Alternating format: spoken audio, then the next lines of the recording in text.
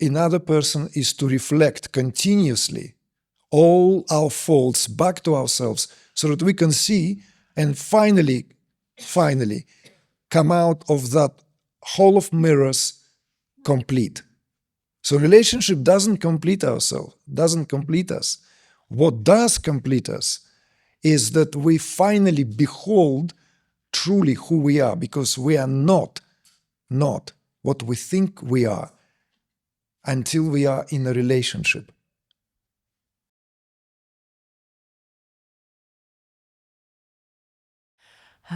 I would like to ask you to shed some light on what the role is of the other in my life, other human beings, as in friendship and intimate relationships.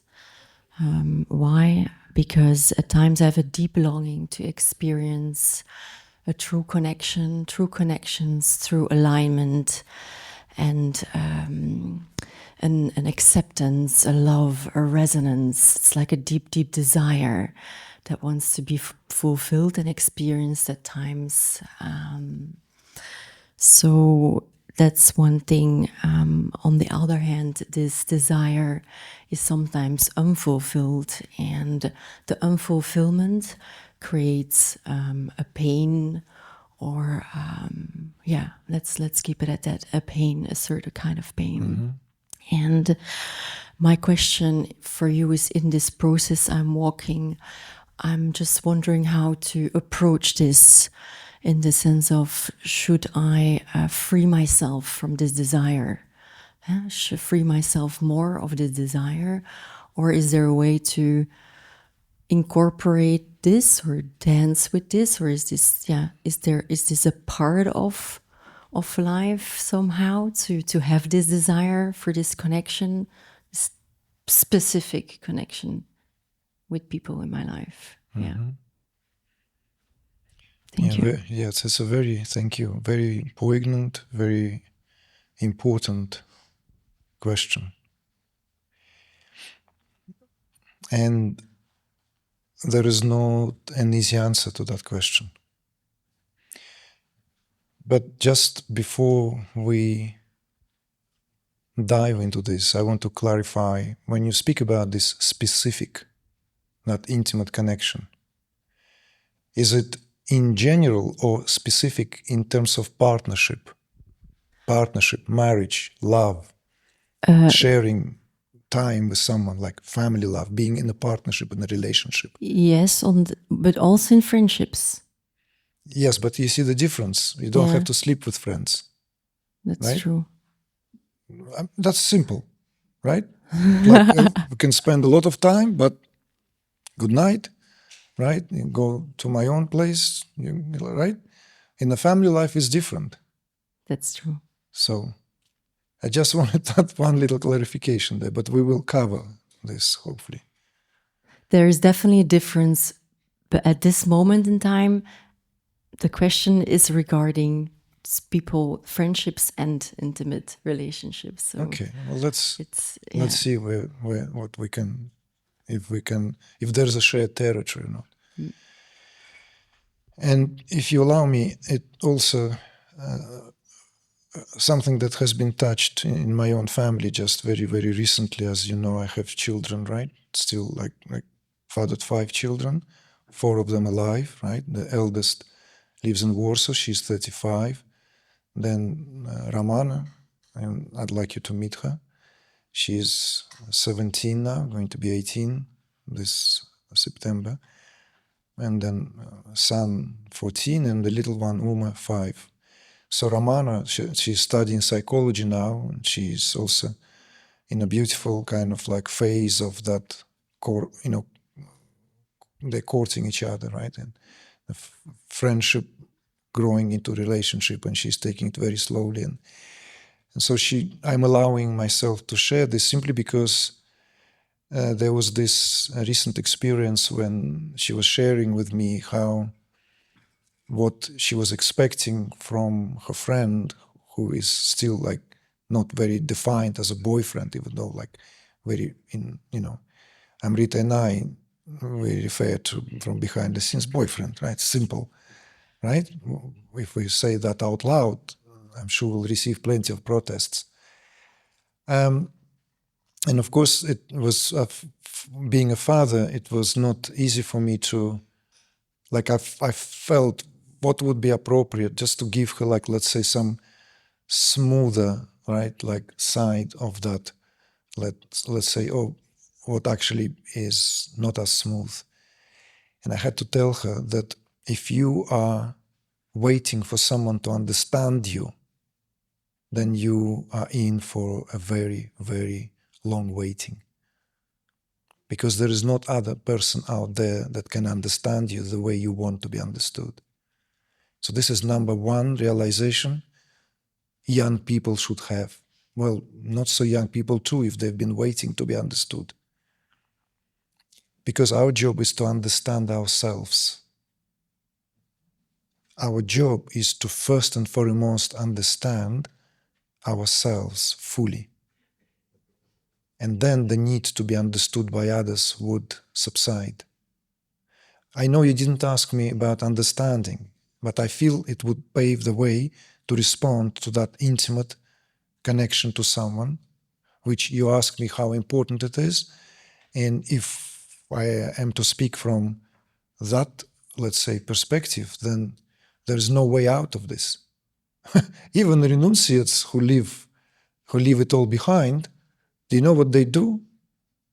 They come out of their caves on a nice sunny day on the banks of, let's say, somewhere of the Ganges, not down in Rishikesh. Rishikesh is the Las Vegas of spiritual entertainment today. No, up the river. And then warm up their bones on the sun so that to also see each other. They don't have to speak. But it's nice to know I'm not alone here, completely alone. There's that guy, that guy, that guy, maybe a lady somewhere, if it's allowed now, right? For us here, householders, that's kind of like, that's what life is really about. And we're all different, of course. Some of us are more loners by nature, and that's maybe more difficult.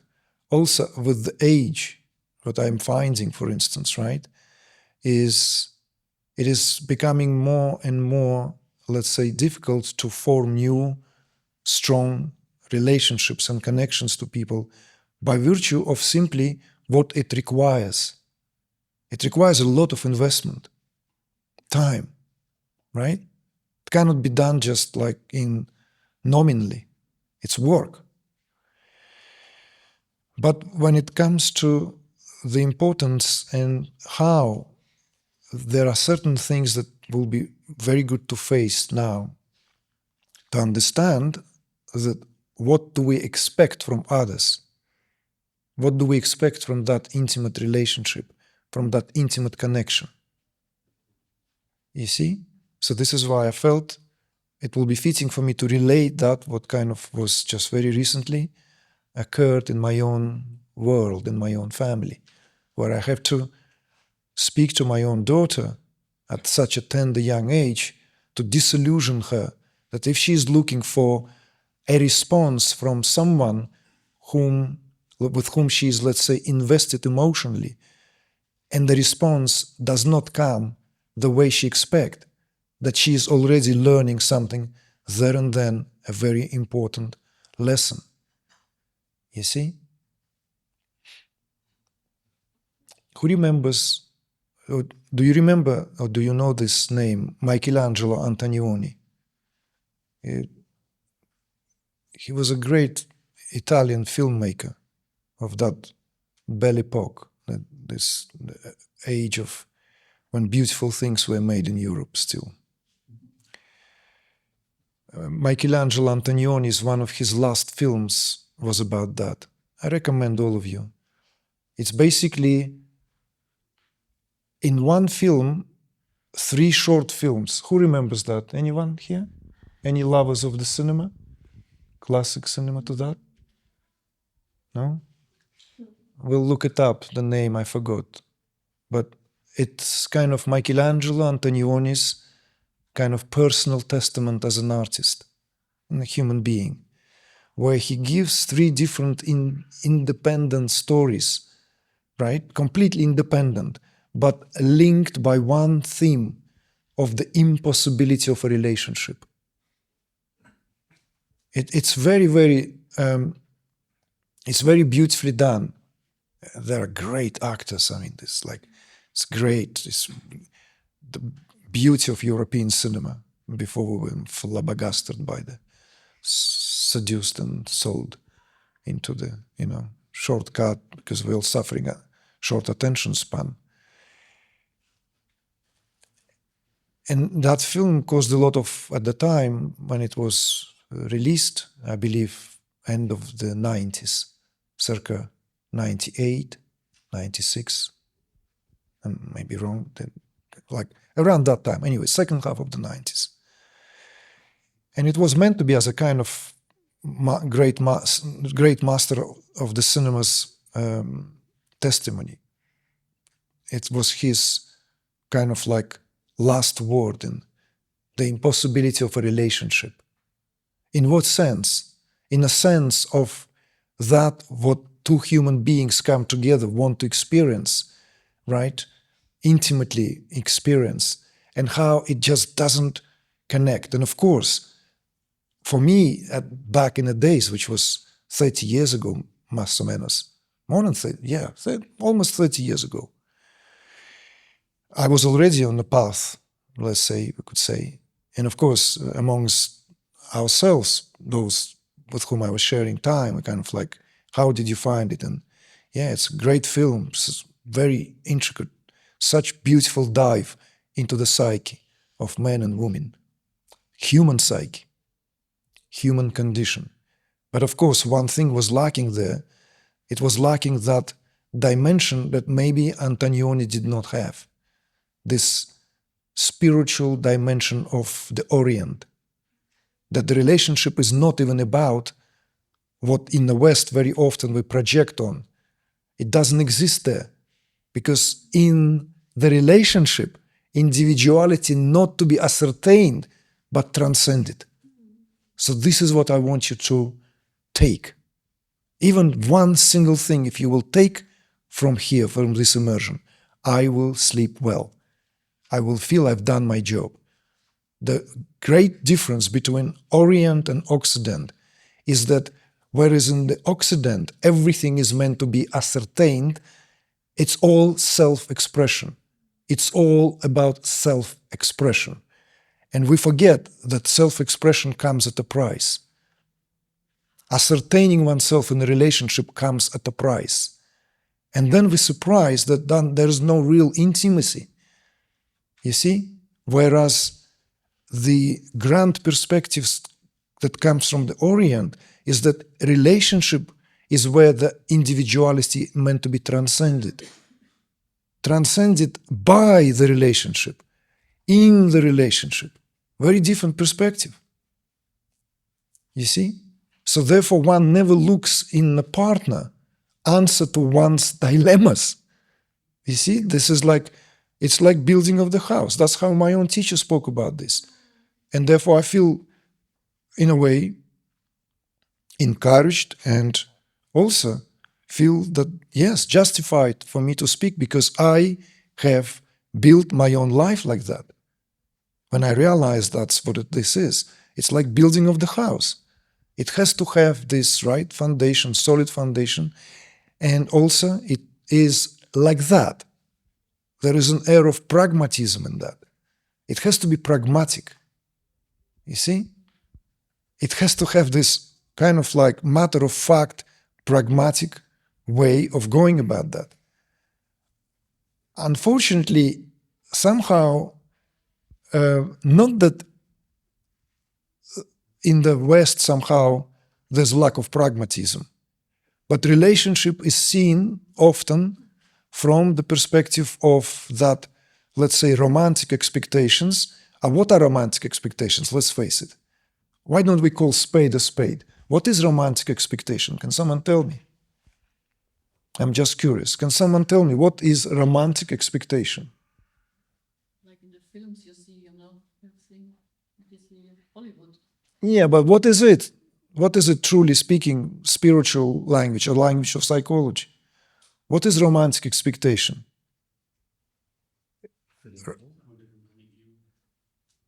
Someone to complete you. Say it again. Someone to complete you. Bravo, bravo. That's it. Nailed it, man. Someone will complete you. Someone will bring fulfillment. Someone will, effectively speaking, complete that what happiness is about. And that's a disastrous strategy to enter relationship. Because relationship, if we are to speak now mercilessly about it, let's say mercilessly. So far we spoke about it maybe just directly. Another person is to reflect continuously all our faults back to ourselves so that we can see and finally come out of that hall of mirrors complete. So relationship doesn't complete ourselves, doesn't complete us. What does complete us is that we finally behold truly who we are, because we are not what we think we are until we are in a relationship. Every idea, all this lonely wolf, right, could be a puppy, or maybe even I don't know, don't want to use this word, but of course alone, he's all like gray and lonely wolf, right, this all cool and this and that. But soon as the relationship begins, all that is just like the tail between the legs and just want to get out of there, And this is an important because, of course, this is where the beauty of psychology, hopefully enriched with this, what is also known as transpersonal psychology, which doesn't deal just with, let's say, conscious, unconscious, and subconscious realms, but also introduces and implements superconscious, right? The higher self. Because then it's more complete. Then it is very helpful to understand that in a relationship we learn about ourselves faster, quicker, yes, in a more uncompromising way than we could ever do on our own. This is also a reality of the situation. It is not a surprise that even in the culture of renunciation, in the culture of ashrams and monasteries, when spiritual teachers wanted to know whether their, let's say, so-and-so is really worthy of their salt and they're done, they'll be pushed into the marketplace of the world to see how they're doing there. And that would also contain the part of entering the relationship. It's very well known. Only through the relationship one can know. Rubber doesn't hit the road anywhere else. Alone we are nice and fluffy. Perfect. Always perfect. You know?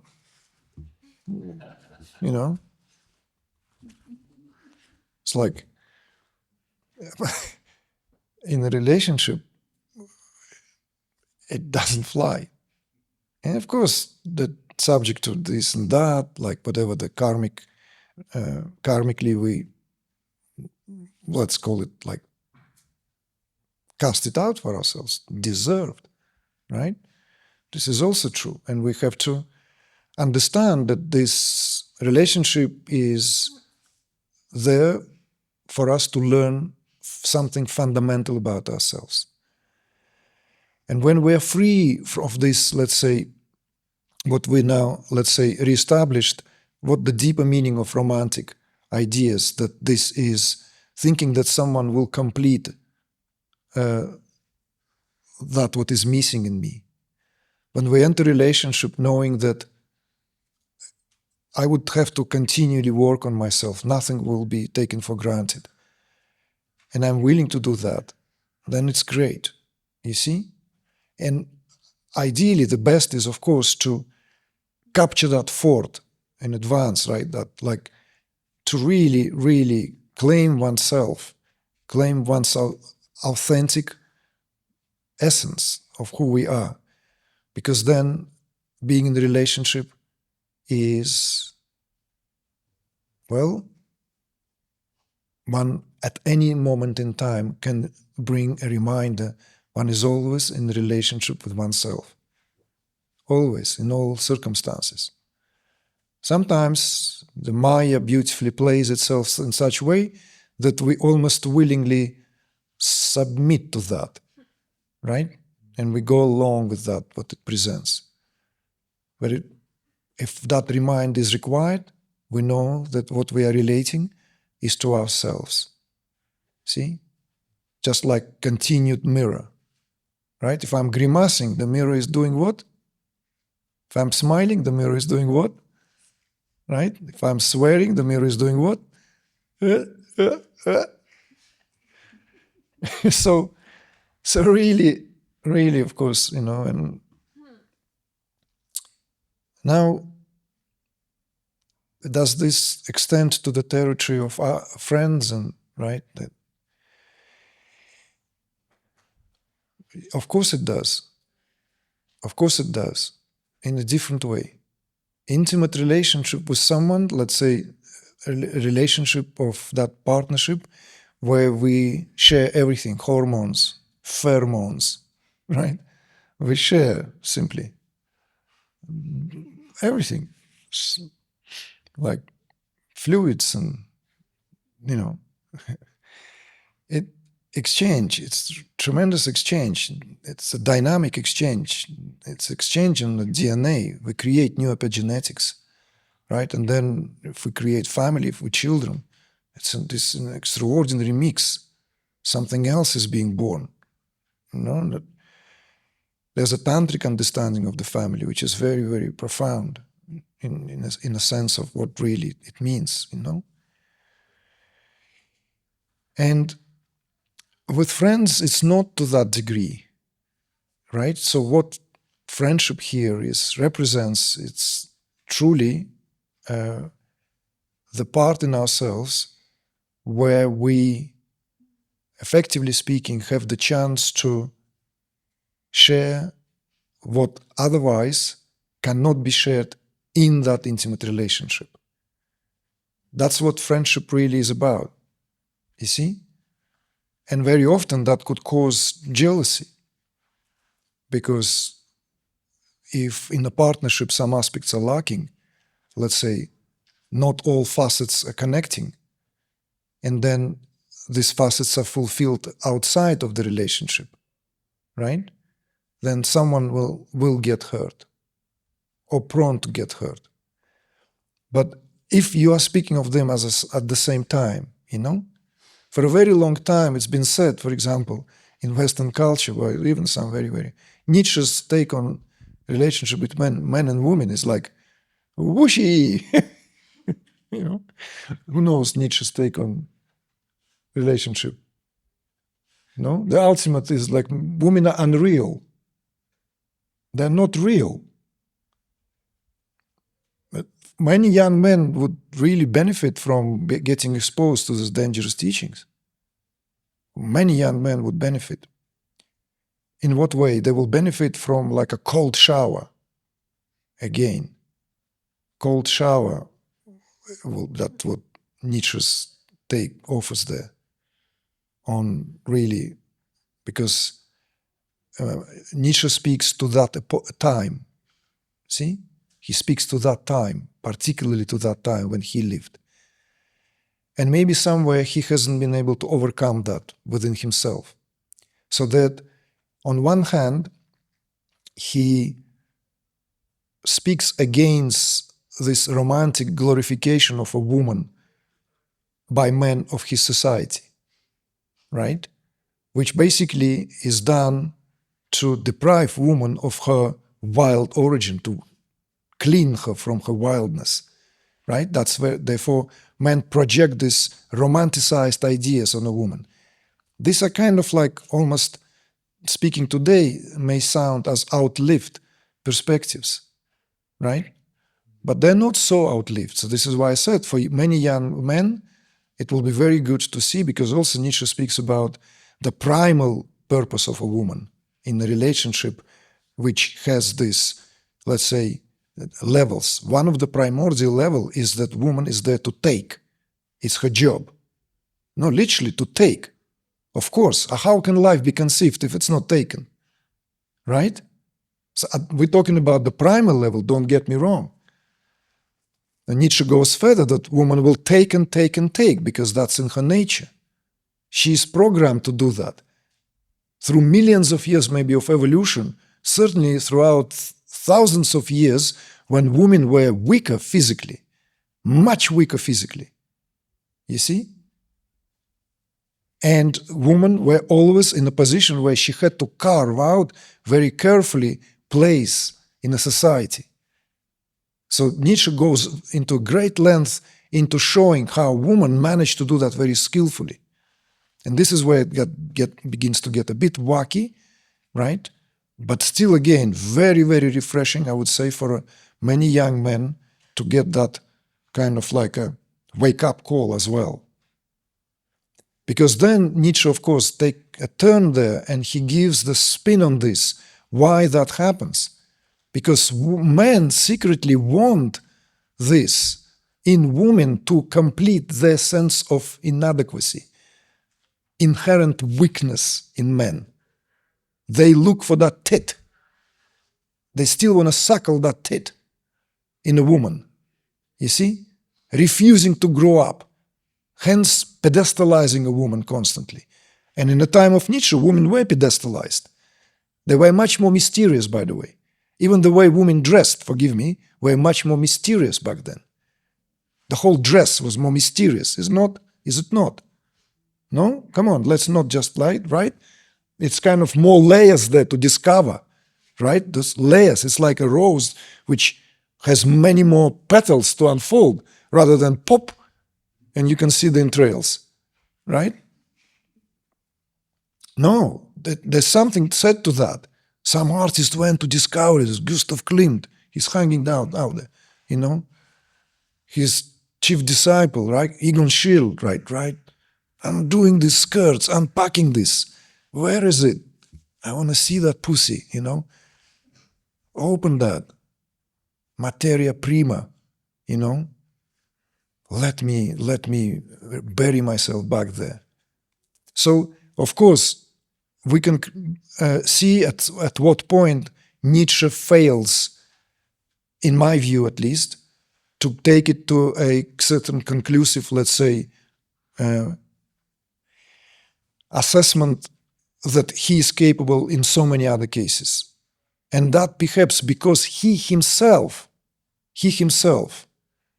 on a subtle level, still afraid of a woman, of a relationship with the woman, which, as we know, he had a series of failed ones. So his own case, his own, right? Why am I saying all this? Is simply adding to this, let's say, conversation. But there are certain very interesting aspects there that represent, in terms of men and women and the relationship, in how it is seen, let's say, in the West, and these romantic ideas. And of course, now we live in time of great cross-pollination, postmodernism. And you are now, like we're gathering like this, you know, we can read about Kashmir Shaivism, we can like dab into various different philosophies and perspectives, esoteric teachings, right? So, and when a question like this comes, to me, it's a very important question coming from yourself as a young lady. This is a very, very primal question as well. To answer, to know this, right? To deeply be with that understanding as well. So not to look out there in an intimate relationship to be understood, because that's what immature psyche would try to do. And then, of course, then disappointment after disappointment, disillusionment begins. But if you enter already with that predisposition, I will own myself and I will honor myself. That's the true power of the feminine. She stands there, priestess to herself, right? Goddess to herself. And then she invites in that holy temple space, right? Come and do your sacrificial offering. You want to spare your seed? You want a kid? Are you going to commit? Are you going to pay the bills? Are you capable? Are you strong? Can you do squats? Push-ups? Huh? Are you milky? Are you smell good? All right, let's do it. You are in, man. You are in for a treat. Yeah. So boys will avoid you miles away. They know like this is not to be messed around. Because you put these vibes already. Not snobby, stuck up vibe. No. Woman in the possession of her hood, womanhood, right? Is a power, really pulsating universe, right? This is, all creativity. See, this is. So yes, Nietzsche was against turning women into muses. He was deeply against that. There's another thing that runs red, Don't allow women to become the muse. It's right. It's, like he considered that to be intellectual weakness. Goddess here doesn't stand for a muse, you see? It's a very passive role here. This is not a passive role. So, whatever resonates with you, just stay in that resonance, whatever resonates there, okay? And you've got all it takes, okay? Exactly, in that smile, it's all clear there. And no, it's not going to be always easy. Often you would slip, and then you can always rise, always rise. That's also very much in the nature, in your nature.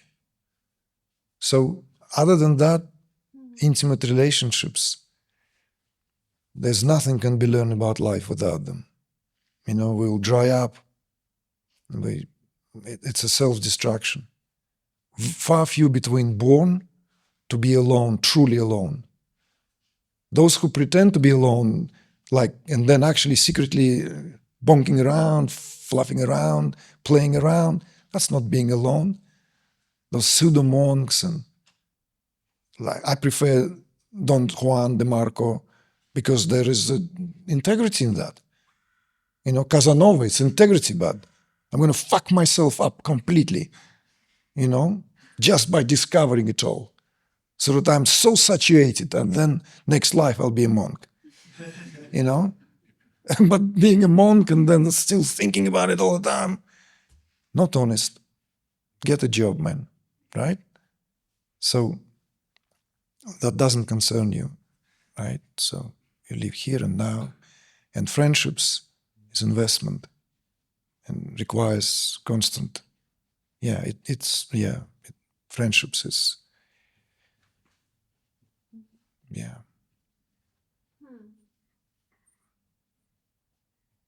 It's a demanding job, to be someone's friend and have friend, right? Because it's also always being ready to be for them. That's what makes the friendship precious something. Always being ready.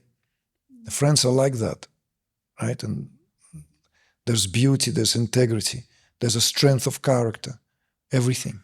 So of course, all these qualities we learn only when we are in situations when this is exercised, not hypothetically, but factually, right? So thank you for a beautiful question, all I can say.